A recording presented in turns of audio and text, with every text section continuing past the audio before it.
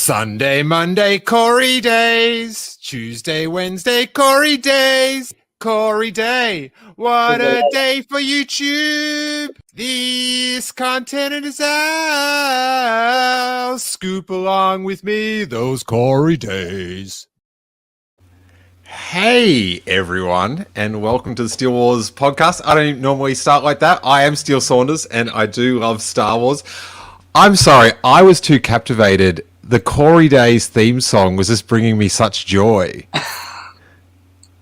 It just wiped me. The bliss that just went through my body. Yeah, it'll do that. That's the vibe I give off. Welcome back. If you are listening on the podcast delayed or on YouTube now, we've got a few good crew. We've got Brittany Brown, Joshua Robbo, Nerdy Seb. Introducing from the Convor Call, a man that just said in our little sound check that I, Steele Saunders, sounded like an angel. It is Corey Van Dyke. How are you, Corey? Good. You spoke into the microphone and it just kind of reminded me of an angel. It was a good time. I thought today... how Anakin and Padme of us. That's right. This morning I realized that a year ago today, we were on Tatooine. So, no way. Yeah. It's kind of crazy. But yeah, a year ago today, this entire week we were there. It's kind of weird to think that was a year ago. But yeah, that was a year ago. Wow. Oh yeah, wait there. Look at this.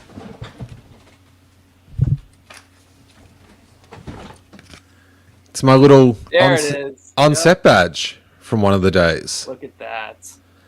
Yeah, wow. We were given those to whenever you checked in for background acting. You have to, have a little thing that you put on your shirt that so people know who you are. Like everyone else on set, like you get to like where we were, you'd be at the top and you'd sort of park your car and then you got the bus to the set. And that's where you get your sticker every day. And everyone else, like the industry term, was the check-in table. Right. But yeah. I just didn't think of it like we got a sticker each day. I called it the merch table. Oh, absolutely. That's what was funny, I think. A little collectibles fair. Oh yeah, every time I would get like hand sanitizer or something, I would always look out for any little bit of, because sometimes they would give stuff away. You could take things if they wanted to give you stuff. Little hand sanitizer. There it is. Ooh, Joshua Most Tree. People wouldn't understand the meaning of that on set or wouldn't care for it, but Steele and I were patrolling because you never know. All about it. All about it. Anything I could legally take or morally take. Exactly, yeah. Legally, we should emphasize. Yeah. Well, I had to sanitize on the way home from my workday. That's right. It was very important. Stay safe. Yeah, Harry the other day said, when are we going to use that sanitizer? I'm like, not for a long time. It will be a germy day in hell, son. When we crack open this sanitizer. Remember when sanitizer was like limited edition? Well, also, and now it's like sanitizer Hasbro credit collection. Well, that's the beauty of our Joshua Tree hand sanitizers. Never ever to be opened or to be touched or anything. And it's so cool because like. On set, it was interesting to just sort of spot all those little things that they were giving away with the logo on it, and the masks were really cool. Did you ever get one, the face mask with the logo on it? Yeah, someone got me one. Oh, someone got you one. Oh yeah. Got it. Yeah. James Hallahan says hot toy sanitizer. Pretty much. Now, we are going to get to some news So that's pretty exciting. I currently in Google have searched the term Ahsoka religious experience. So that's good sizzle. Yeah. Let us pray. Let us pray. James Waterman asks, lol, more like reality check table. I'm in a Star Wars again today. Oh my God, I am. Now listen, James, I'm not a fan of checking in anywhere because it's always a drag. You're in a line, you got to fill out a thing or whatever. But those mornings at 5 a.m., I was the happiest little checker-innerer, perky and ready to go. Yeah, that was the weird thing about being on set is like the normal times where you thought like usually getting up at 4 a.m. would suck, but it was just always exciting.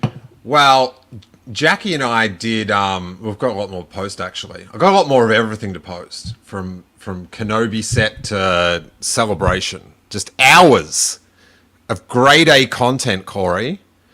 But my work has just been it's just too busy at the moment. But anyway, what were we even talking about? I just totally blanked. I think there's a question. No. What were we just saying? I was in the middle of a thought. Content. 4 a.m. I just said 4 a.m. Oh, yes. Yep. Jackie and I have been doing these Juklin Strikes Back episodes. So, like, after I get back from set, back last year, we'd record a podcast and she'd just, like, laugh at all the things that just happened to me. Yeah. And I would tell her, I was like, I was just the happiest. It was the best me possible because I just was... I was just so filled with joy. Yeah, it's really hard to replicate that. I mean, I like it's such a once in a lifetime opportunity. It's yeah. Brittany Brown is still praying after her Ahsoka religious experience, so that's good. I'm always praying. And Nerdy said wanted to know, were we on set together or were we separately? We were on set for 1 day or 1.5 days? Oh, yeah, 1.5 days. Yeah, for Tatooine. So for Tatooine, you shot more than I did there because you did episode 1 as well. But oh no, I was in that one. So, but you were in the beginning of that one. So and 6. And 6, right? So you had a couple days before and a couple days after. The Jabeam stuff is where, so like when Aubrey and I did Jabeam, we were all put together in the same group, so we were all on set the whole time. And then so that was about 6 weeks there. And then when I did Tatooine, it was, 2 days, almost 2 days of Steele and I on set, which was quite funny. Giggling. It's a really funny experience because we were on set together, but during breaks you were in the human tents, I guess, if you will, and then I was. Oh, it's like down there at Lucasfilm. It's like District 9. Once it's cut, it's aliens. Get in that tent. Yep. Get in there. Yep. Humans down there.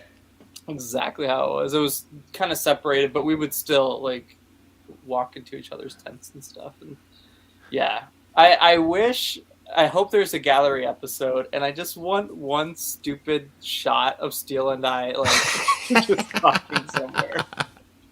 That's all I ask. We'll do a couple quick ones and then we'll get to some other stuff. Joshua wants to know, do you hope they make a season 2 of Kenobi? Yes, of course we do. And we must emphasize, Star Wars fans above all else demand continuity. Yes. Continuity. Wedge all the way through the original trilogy, other people in other places, But most importantly, in the background of Tatooine, Jabeen. This is a new era, and we can really get some really stiff continuity going in Kenobi Season 2. Oh, it's that person I recognized from that scene. It's the only way. If they don't... I am immersed. I'm ready. All I have to do is call. I'm right here.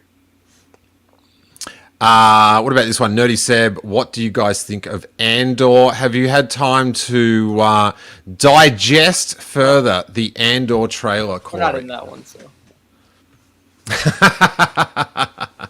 it's all right. Yeah. I mean, I will watch it for sure. I'm always excited to see new Star Wars content. Yeah, I mean I don't have like the same, I guess, hype that I had for Kenobi, but Kenobi, I mean, for obvious reasons, was like a totally different experience for like Steele and I, and kind of leading up to that. I think for Andor, it's just it's some more Star Wars content. I'm excited. Looks fun. It looks cool. So I think this will be the last Jedi of really, the Disney TV shows.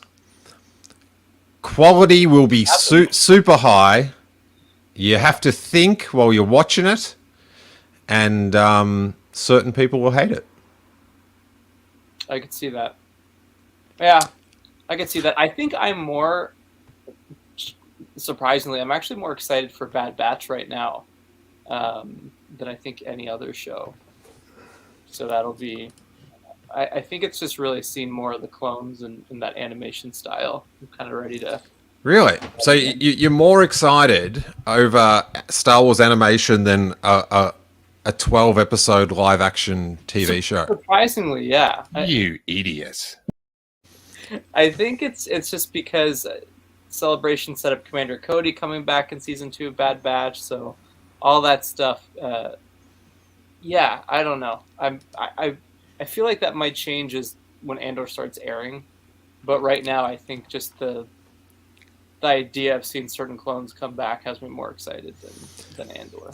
I am interested in the 12-episode. Like, we get 3 up front, right? And how it plays to the populace is totally different. And hopefully having that 3 up front gives the general public a chance to really get into it. Mm-hmm. And then, even if they don't watch it on the first day, the first week, they can watch a couple and get hooked, and then get the weekly ones and build up some steam. But we obviously watch it different. We watch it the first second it comes up. And starting with 3 up top, like, you're in a marathon, a 12-episode marathon, over 9 weeks, and you start with a 3-hour sprint. And then you've got the following 9 weeks. I'm just wondering, compared to the other shows where it was 6 or 8 or whatever, is the excitement level? I feel like it's going to be of a different pace. It's going to be more of an even vibe, and then hopefully the last 2 episodes blow us away. Yeah,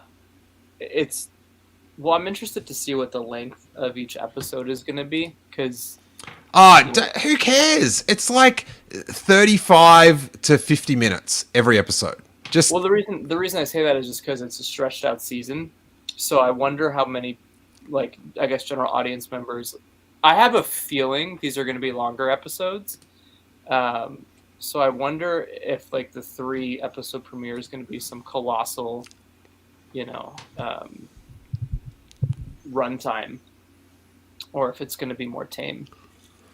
But yeah, I don't know. I'm excited for it. I hope that a 3-week delay is not that bad, because who knows what they're doing with it. But when you get 3 episodes at once, I do think it's interesting that D23 happens right 2 weeks now before Andor. So I wonder if it's going to focus on Andor, if we'll get more news out of that. Yeah, I don't think the 3 weeks is they're going to be fixing stuff up. No, I don't think so either. I think it's just a streaming strategy with all the other shows that are going on, because people have already seen it. There's screeners out there apparently, or accesses, but apparently reporters of a certain ilk have viewed it. Yeah, I think they put out 4 episodes. A bunch of people have already watched it. And there was one review I thought was pretty funny. Kind of to what you just said. Someone said that it's so like it's a show you have to think. So the last line of the review was, "I think most Star Wars fans will hate this." So that'll be fun. Yeah. I don't know. I'm still very. I still think I said this last week, but still in Skarsgård in Star Wars, it's just like it blows my mind every time. That's like that's like when Woody Harrelson just appeared in Solo. It was so like crazy. I feel like this. So I'm excited to see his character the most, and yeah, I'm hyped. You see, Brittany's asking if you're going to D23. Maybe. Yeah, I got tickets ready to go. It's my first D23, so I'm excited to see if there's any cool announcements or anything like that. I asked, actually, I'm curious about this because the day before D23 is Disney Plus Day. Oh, really? And did you see the tweet from the Star Wars official Twitter account? Oh, wait, I've got to get in the Disney Plus Day mood, Corey. Will you give me a moment? Okay.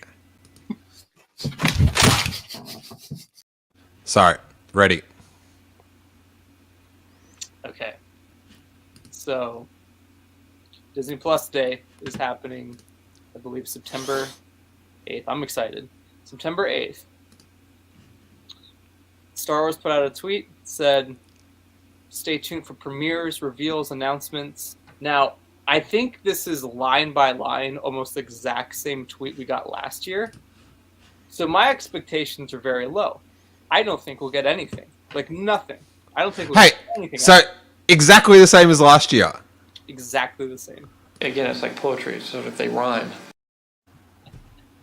That's a good one. I just don't see, like, I think, because it's weird, right? Like, D23 is literally the next day. So, like, D23, I think, is more streamlined for, like, media and all of that, because that's where you get shareholders there, and just it's huge for that reason. So, like, I don't see why Disney Plus Day would be anything compared to that.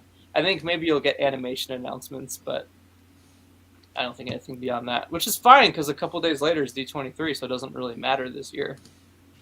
I think it's likely that, like, if there's a Kenobi gallery, it might come out that day. That would make sense. That'd be a good surprise. That'd be welcome one. Yeah, I just need that shot of you and I, just one shot. Joshua hopes they live stream D23. I would not hold your breath. Yeah, they usually live stream like the smaller panels, but they never do the big presentations. So, Corey? Yeah. As mentioned previously, in Google, this is my Google homepage. I am constantly on the lookout for Ahsoka religious experiences. This is what it opens up. I get an email, and I have not received an email for quite a while. But today, or in the last week, flooded the inbox with reports of Dave Filoni calling Disney Plus's Ahsoka a religious experience because they've got the highest whatever ranking on Google. What is it? I don't even know what that's called. S something something something. But good on them. The Direct, who do a lot of fun Star Wars stuff, I have to say. Now, it's Dave Filoni that's had this Ahsokian religious experience. Let us pray. Praise be the Ahsoka. The Tano. Do you have a tribute for the Tano, Corey? Do I have a tribute? I always have a tribute. But so I've got for this segment to experience the religious experience that Dave Filoni had. Let's get under the hat. Let's see what he sees. Let's feel what he feels. Okay. So, we might have to move your camera around for a little bit here, Corey. There we go. Corey, you've got to move. But there you are. There you are. There you go. Do you know what I love about these articles? is when they just cut and paste just random information to get I more. do like that. Yeah. So you look at more ads or whatever. But anyway, Nathan Johnson reports. No footage has been publicly released as of now. No official footage of Ahsoka has been publicly released as of now. Oh, okay, it was shown to attendees. Okay. This is great podcasting. Dawson recently commented on what it was like playing such an important person in the galaxy far, far away, saying that fans will get to better understand the character. Oh man, where's the thing? That is not that is that's great. But imagine if you didn't. Imagine if you didn't understand the character anymore. It'd be like several episodes of the Book of Boba Fett. Really. I was about to say, it's not like they just did that a couple months ago. So anyway, here we go. Religious experience. In an interview at the Chicago Comic-Con and Entertainment Expo, via Laughing Place, Ahsoka star Rosario Dawson revealed that Dave Filoni had actually watched an episode of the upcoming show and commented on how it was a religious experience. The lead actress mentioned that the episode was already edited together and also stated it had an emotional impact on Filoni and producer Carrie Beck. He came up to her glossy-eyed and said to me it was a religious experience. What do you make of these words, Corey? Oh, the first thing I thought of was I would certainly hope it would be. I think, obviously, when you take a character like Ahsoka that Dave's clearly very attached to, that he's worked on for 20 years, and does a live action version, like that's just off the bat is emotional, I would assume. But I'm more curious of what the content of the first episode has in it, because I would assume it has to hit quite a few beats to get Dave Filoni there. You know what it's got in it? Yeah, tell me. Anakin Skywalker. Yeah. What else could have, what else in the first episode could induce this religious experience? Now, Robbo, ever the last bastion of positivity, says, if I ever describe something I created as a religious experience, one of you needs to punch me until I recant.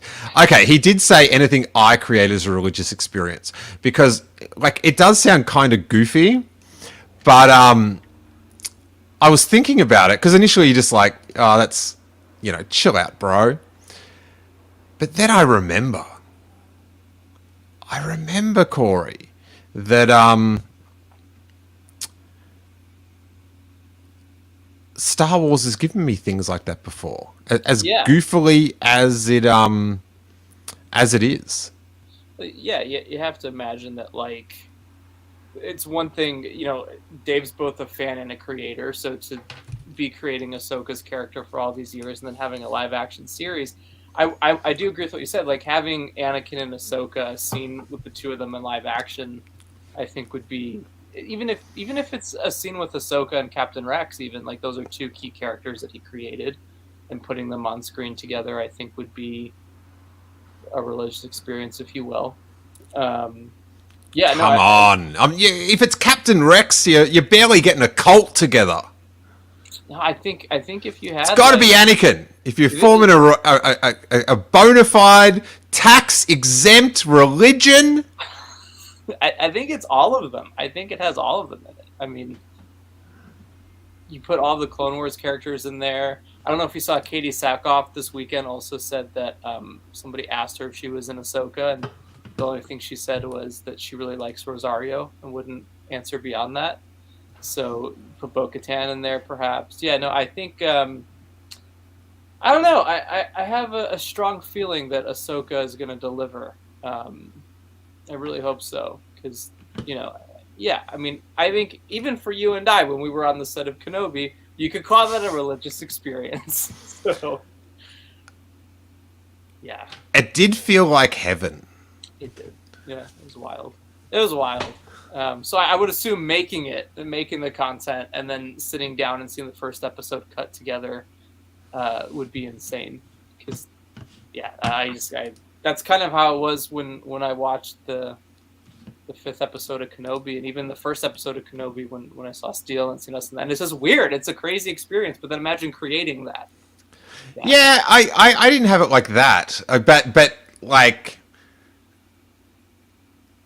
Luke coming back at the end of The Mandalorian was a visceral, physical, like excitement that I don't think I've ever felt like that before. Maybe watching like the Force Awakens trailers and stuff, but it was just, it was like, you know, I predicted it, but it was sort of jokingly.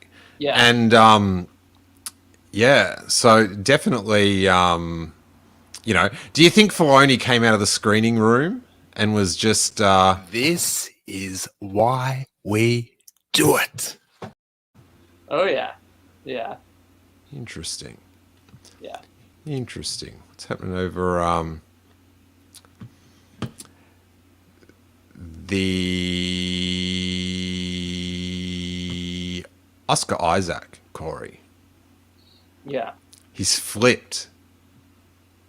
Yes. Never. I feel like a year ago, this was a very different interview that was released compared to, today's. Variety reports Oscar Isaac's Star Wars burnout is going away, so I'm open for more Poe Dameron. Which he said it during Sirius FM XM. He's open to a good story if they do it right. If they do it right, Corey. Was that exactly what he said? If they do it right? No, he says he's open to any good story. If they do it right, if they have the right amount of zeros on that check, we will get him in. But Sure. yeah, good.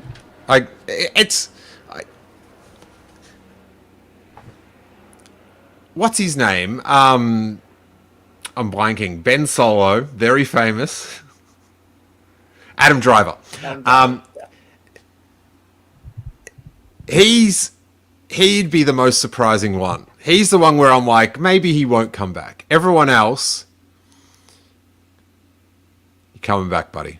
Yeah, I think Adam Driver too. It's inevitable. It's inevitable. I'm actually surprised that we don't have any official news on any of that yet. I think I don't know if maybe they're waiting till after the Mandoverse kind of starts to finish and it's on its way out. People start doing stuff like that in the sequel trilogy era. Yeah, I don't think it's strategy like that. I just think like the film side of things is just... No, it's a mess, yeah. I do think that Oscar Isaac would have been in Rogue Squadron. I think that's where you would have seen him again. This is the thing. It's on, it's off. Yeah. She's making this, she's making that. Is it happening right now? I don't know. But give me this. Just tell me the era it was going to be in. Because that is very interesting to me. If it's past episode 9, it's staggering to me. Like it is... But I just want to know either way. Yeah, I think the X-Wing that... But I don't think there's any relevance. But the X-Wing that Patty Jenkins gets in is a Resistance X-Wing. But I don't think that means anything. I think it's just an X-Wing they had on set, and she walked into it. Yeah, because it's a practical X-Wing, yeah. Yeah. So I don't think they made it for it. No, let me say that. I don't know, man. Like, so supposedly at D23 we're gonna get movie announcements, but I'm to the point where it's just kind of funny, because like I won't buy any of it. Like that's cool, announce it, but we won't see any of it. I really don't think we will. I see. I'm the other way. I'm like, we won't see any announcements. Okay, that's fair. Yeah, or we might see. Yeah, no announcements. That's possible too. Yeah, I'm big on the no announcements. I think we might hear stuff about Taika's movie, but I still think it's going to be super ambiguous and just nothing there to really pick up on at all. It's funny because Disney just released their release calendars again, and Rogue Squadron is still on the calendar. It's like it was taken off and it's put back on, but there's no chance at all this movie comes out next December. There's no chance. It's done. Hey, do you know the answer to this news item? Star Wars finally reveals the unseen consequences of the original trilogy's biggest twist. Okay, is it the meat? I'm still on that. All right, I got to check this out. Den of Geek. I hate these. So much pretext. The last few minutes of Empire Strikes Back begin to unpack how this revelation. Okay. The biggest reveal is Darth Vader reveals the truth. Dun, dun, dun. But Luke isn't the only character who needs to cope with all this amid the final battle with the Empire. Once Leia learns she's Luke's twin sister and therefore Vader's daughter, she also is forced to carry the burden of the tragic Skywalker family history. All her life, she embraced Bail Organa and Bria Organa as her parents. Dun, dun, dun, dun, dun. So that is the book, The Princess and the Scoundrel. We'll go into this. Now, this is another topic that's been in my mind, Corey. The Princess of the Scoundrel takes place, like all great new media, on the Hyperchat Star Cruiser shippy ship. I saw there's a comic book on there this month, and the Lego characters go for a vacay on that. Did you watch the? Is that of interest to you, or you're just like that's just some '80s bullshit? I watched the Lego special. No, I just mean that book and that storyline.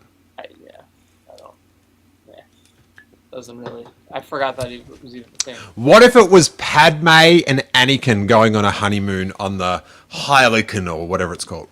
No. No honeymoon books. No, I'm good. That's all right.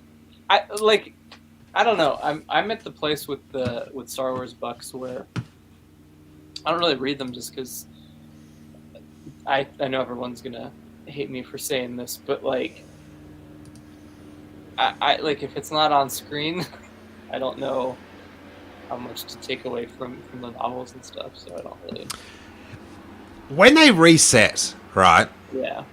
I was like, because the EU had just it drifted off into characters I didn't really know and stuff. So whatever. Yeah. And then sometimes if there was like a one-off book, I think Tarkin was one that was in the old EU. Maybe is it in the old whatever. But I'd read them. One where you didn't have to read any other books.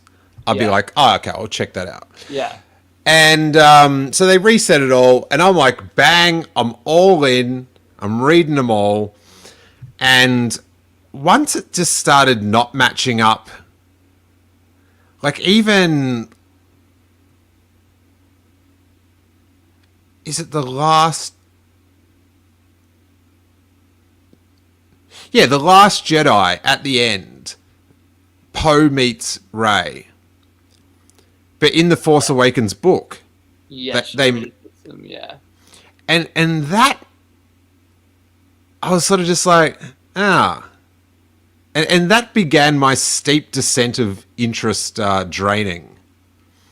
And now that I've got to talk to King Tom about this other one, the Shadow of the Sith or whatever, where it's sort of like, it explains the rise of Skywalker or whatever. I'm just like, I didn't want an explanation. I'm just like, read it. Like, it's almost like very dramatically. It's like, I don't need you to explain why you cheated on me. I don't want to talk about it. Like, let's just try move on or whatever the metaphor might be. Yeah. But once it got broke and it was sort of like they would like even, and it got worse with like Poe's backstory and the Rise of Skywalker and stuff. It's sort of like after that, I'm just like, well, I'm busy, and it's not all like the whole thing. Even like the Aftermath trilogy, which by the end, like I thought each book got better and better, especially as you sort of got to know the characters and stuff. But like nothing in that at the end with like the Emperor's like base or Snoke's base or whatever it was, Snoke's base. It never really clicked at all, or there was no reward except like this goose chase that this character was Snoke and it wasn't, which some people they just dipped out after that. Yeah. They were just like, dude, Gallius Rex, that was his name. Galaxy, that's right, I remember. But I enjoyed the books, but then it was a bit of a bummer that it didn't have some little like ingrained thing. But it was more like, and I was still in, but then once they sort of like contradicted, I was like, you're killing me. Well, so Aubrey reads all the Star Wars books, so she'll tell me a lot, and she seems to really enjoy them. I've read. I've tried getting into the High Republic, but I haven't gotten too far. And then I can't remember what the last canon book I read was. Maybe Dark Disciple. Honestly, that was a long time ago. I read a lot of the expanded universe ones though. So they got like Kenobi. It's really good. Or like the Darth Bane trilogy, all the Old Republic stuff. But yeah, I guess I'm just not as interested in anything that connects to sequel trilogy, because I agree with what you said. It's like, I know a lot of people say that like Shadow of the Sith enhances the Rise of Skywalker and whatnot, but like it will not enhance it for me. Like I'll read it and I'm sure it'll be fun, but I don't think it would enhance the experience. I am interested. Like I just want King Tom to tell me, like, but I don't want to read it. And the thought of like the Mandalorian, drifting into sequel trilogy themes with like cloning and Snokes and stuff, I'm more open to that because I just have to sit there and watch it. You're putting in a lot of effort, and like I don't know, a book. Like, it's not... a book for me is not the place to... I want it explained in live action again. Like, if you want to, like, sort of, fix it or whatever, or do some molding, you've got to do it. In this day and age, a book doesn't cut it, Corey. Well, also, I think especially when it's really important stuff, I think that's what I liked about...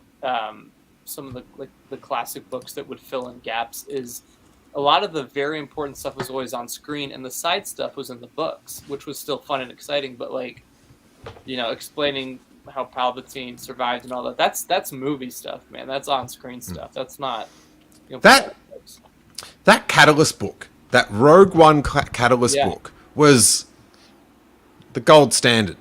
Yes, absolutely. Yeah, because it was. I did read that one, and it was a setup for Rogue One, and it doesn't hinder anything, or stuff like that is what's really really cool. So I know Brotherhood. It adds to it because when you see Galen's wife go up against Krennic at the start, you like know now they've got this like deep history.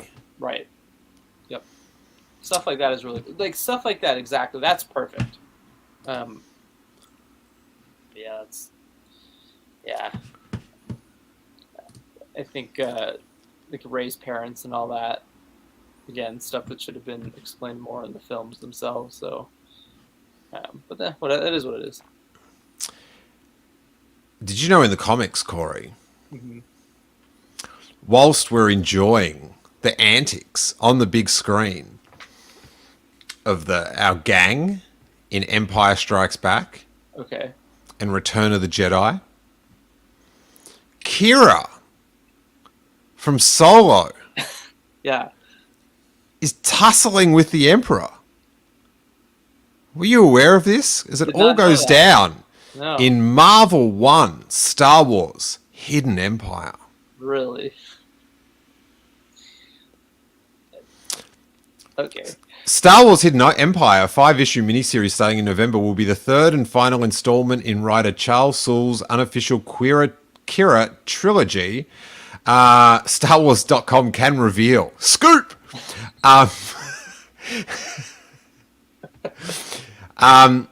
It will find Kira and the Emperor on a collision course. Okay. But it sounds like a Robert Rodriguez idea. It's like, I had these two figures in the backyard, and what a wacky pairing. They're the original Odd Couple.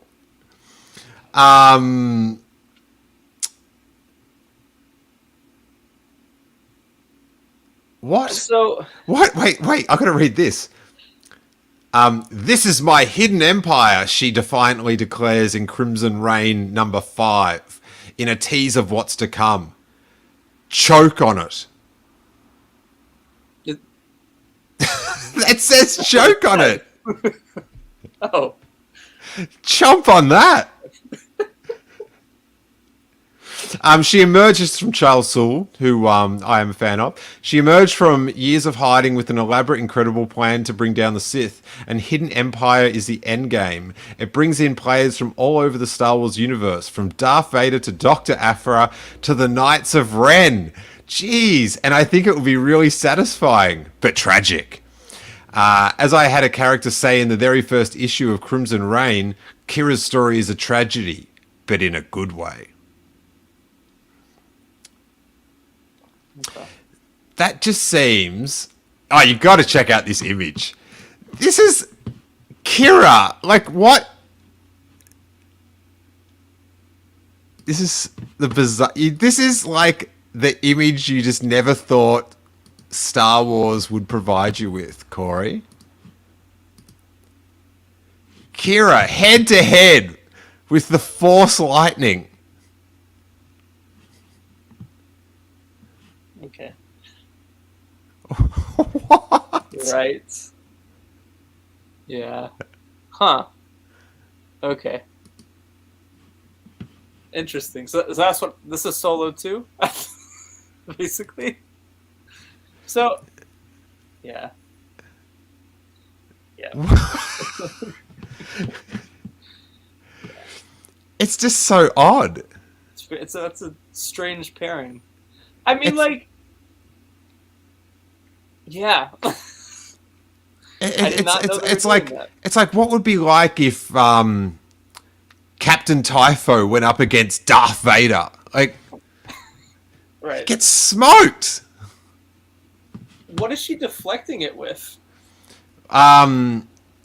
Just a pair of swords of some description. Got it. Yeah, I mean, obviously, I guess Maul trained her, right? So she's not force sensitive, is she, or is she? I don't know. I don't read the comics. So is Kira force sensitive? And that's a new. Not as far as I know. Yeah, not as far as I know. So is this, if Kira dies, is that it? Like, is there no there's no chance of? Because I always thought it'd be fascinating to see like a Kira show with Maul and all that, but I feel like this comic almost kind of like destroys that a bit. I hope not, because what benefit does it serve? Like, you assume people reading the comic with Kira in it are fans of Kira. Right. So, just for no reason at the end, to say, oh, and she's dead. Like, it's just like, I don't know. It's just such a, like, Yeah. like it's, Steele looks so pained. Thank you, Aubrey. Yeah, it just seems like such a vibe check. Because it's like, oh, yeah, Kira, it's the third one. Dead. Well, I guess if Charles Hill says it's a good tragedy, I don't know. You would think the Palpatine would. I don't know. I tapped out of the comics when I saw Luke fighting Vader too many times, but that was kind of. Oh, you mean in the first issue they ever Was it did? the first issue? Yeah. Yeah. The first issue almost 10 years ago. I remember. Yeah. I gotta sell those comics. Do you have them? Yeah, like all the first ones of the new Marvel ones, I was like all about it, loved it, and then it was just like, Those are worth some money right now. Really? Yeah. Oh yeah. Really? If you have any of the other issues they released of like the side stories too, I know like the Canon one was pretty popular, and yeah, they're kind of expensive now. It's kind of crazy that was almost 10 years ago though. I'm very excited about this worth a lot of money vibe. Yeah. Oh my gosh. Yeah, all the number ones from like the original Marvel run from almost 10 years ago. Yeah, those are through the roof. I know the Canon comic set goes like $1,000 or something. It's pretty crazy. Yeah. Which ones when did you stop collecting them? Oh, like 5 years ago or something? Oh, after this we'll have to speak so I can inform you. This is why we do it. It's not, but it's good. Yes. James Waterman states Han Solo somehow managed to date both Darth Vader's daughter and a woman that got zapped by the Emperor's lightning. It's an interesting brag at the bar, I guess. Yeah. That, like, I'm a Kira fan, but it's just not someone. You know, The Emperor shouldn't be like I. Yeah. You know what we should do? I will legitimately. I'll read all the Marvel Star Wars comics. I'll read all of them of the run, and I'll come back and I'll explain to you what I found. I feel like that might be necessary.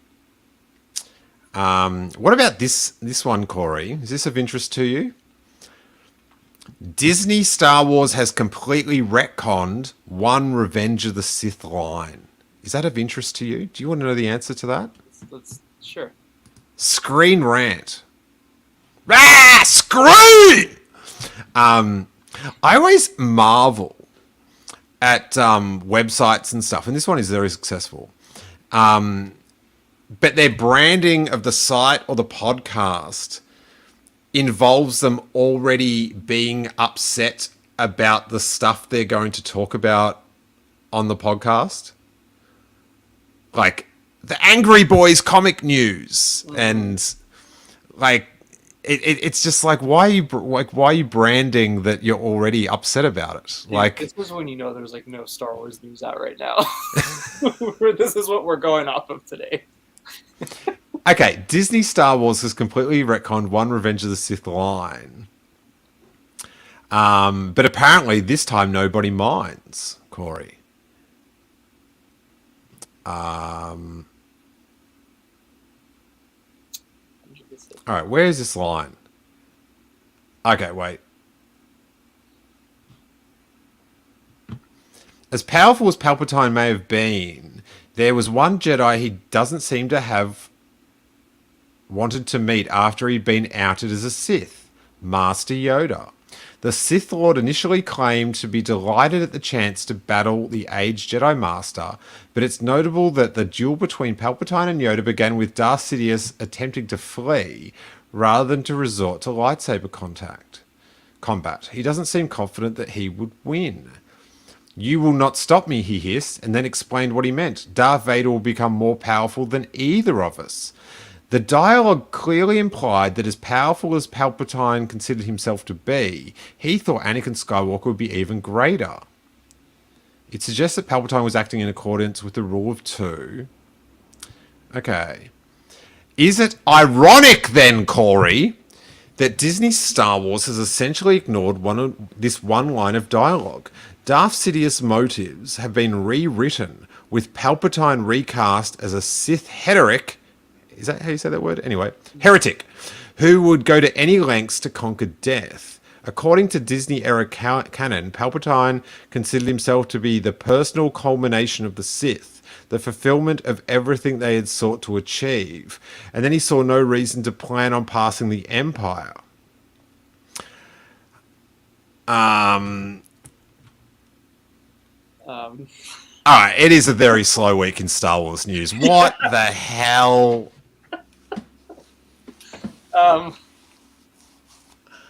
All right. So when does Andor come out? Is that like is that 5 weeks from now? It was, I think 2 weeks ago. It was 4 weeks to go. Yeah. No, But now 2 weeks later, it's 6 weeks to go. I don't know. It's very confusing, this time travel. Okay, well, yeah, yeah. I don't know what to go off with that one. Here, Brandon has got There a we question at go. the end. Do you guys think we'll get any Star Wars news? Oh, this is not the question to do. Any Star Wars news or trailers on Disney Plus Day? I remember we got absolutely nothing last year, pretty much. Hoping there's news this time. Brandon, read what you wrote. I remember we got absolutely nothing last year, pretty much. Hoping there's news this time. Brandon. Get your vibe check ready, buddy. Yeah, I think we're in for another round of no news on Disney Plus Day, which again, I think it would be even funnier if like there was no news on Disney Plus Day and then there was no news at D23. Like, it's just... Do you like the film Groundhog Day? Yeah. Imagine if your Groundhog Day was Disney Plus Day. They should remake it for Disney Plus, and every day it's Disney Plus Day. Dude. Yeah, I can't wait to see Tales of the Jedi and Bad Batch. Like, Joshua asked, I can't wait. I think that's what I'm most excited about this year still. Seeing those two. When are they coming out? I just don't... Maybe we'll find out on Disney Plus Day. I will have to. You would think. They'd have to. That could just be the bare minimum. Nothing more exciting than a date. That's right. In a time period where time rarely matters. Did you see that the yeah. official Star Wars account released the entire release schedule for Andor? Yes. Yeah. Which is just like, you added 7 days to each of the dates. Right. Big day at the office. That's how little Star Wars news there is. That at the Lucasfilm Disney graphics room, they're just like, oh, I'll make a calendar. Dude. Anyone got a calculator? I got to do some +7s. What happened to a droid story? It's Is that what happened? Like, they're gonna release it as a animated short at the beginning of the first part of the Rian Johnson trilogy. that's right. Do you know what I saw yesterday? Okay, Marvel put out these little shorts called "I Am Groot." Oh, we've started watching them. Yes, So good. They should do Grogu ones. dude, they've got this Lego. They just released a new Lego Grogu, but it's always just one. Like, they might release 4 little shorts, and they're only like a minute and a half. I've seen the Lego ones. Yeah. They're really cute. But they only do one for Grogu. And Disney, trust me, the new fan that you want to get out of the cradle, they expect everything they want to be there for them on the screen now. So I have to explain, for some unbeknownst crazy reason, there is only 90 seconds out of all the things that are on YouTube. There is only 90 seconds of this, in your mind, the best thing ever. He thinks I'm lying. And I'm like, Dude, I'd want to watch him as well. Yeah,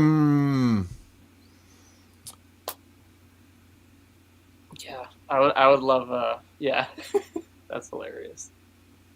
I feel like doing a Grogu thing like I Am Groot. He's so perfect. Yeah. I could go for it. Just little side adventures. I tell you what would be cool. Corey. How these people don't send me a check every week, really. And I don't mean some little shill check. I mean some fat marketing bucks. Yeah. Live action Grogu shorts that take place in episodes of The Mandalorian. This side little thing that happened on this planet with that background. That would be great. That would be ideal, I think, because then you don't have to do that in The Mandalorian, and you can just do all that cute stuff on shorts. Imagine another 5 to 10 minutes of Grogu eating that poor fish lady's eggs. Yeah. Wouldn't that be something?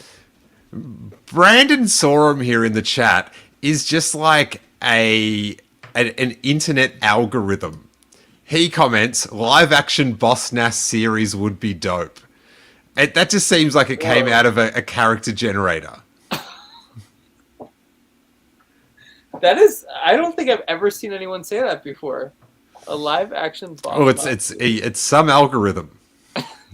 His programmers are very proud. Yeah. That would be... Honestly, it would be better than Book of Boba, so... I imagine a live-action Gungan show. That would be just proof that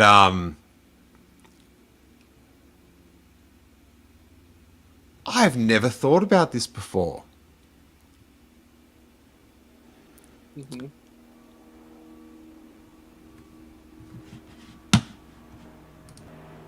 Wait there. I just got to look something up. This is big, Corey. This is real big.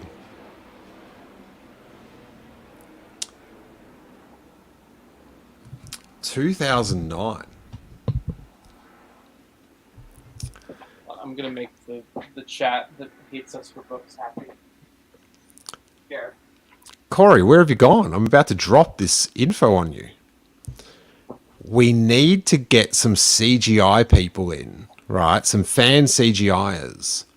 Okay. Let's make 2009's Avatar Okay. into a Gungan prequel. You just want to overhaul the whole thing. Imagine if Jim Cameron, they call him around here in Hollywood, went to his old mate, George Lucas, and said, hey, give me this license. I got this idea, Gungan prequel. Amazing effects, 3D goggles, the whole shamoz, George. Sign it over. See Captain Tarples fall in love with Sigourney Weaver. What do you reckon? Do it. Why not? It would be quite the overhaul there. You could do the same thing. Yeah. And imagine it made $1 billion. What would you call it? Oh, the Avatar name did work pretty well. Just call it Avatar stuff. Well, I don't want to change too much. Yeah. Do you know what I mean?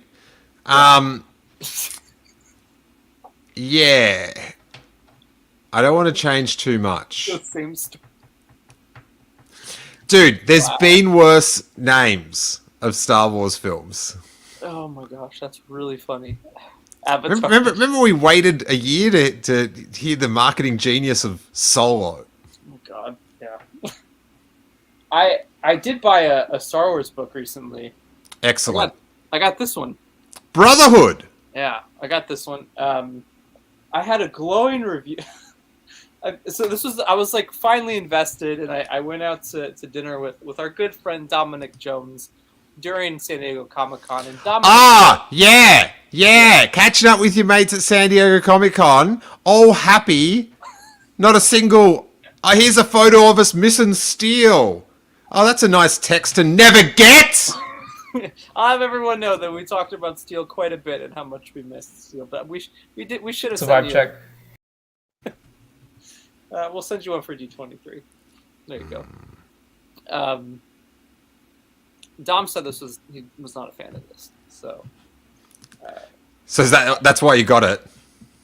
Well, I had it before, so now I have not read it. But Aubrey says it's good, so I don't know. I'm conflicted. I'll read it eventually. I'll make the one person in the chat, Jacob, who's very upset that we're not reading books, happy by reading this. It's very long. Jacob says Jar Jar Tar, The Way of Water. I would love it. Avatar, Misa Aqua.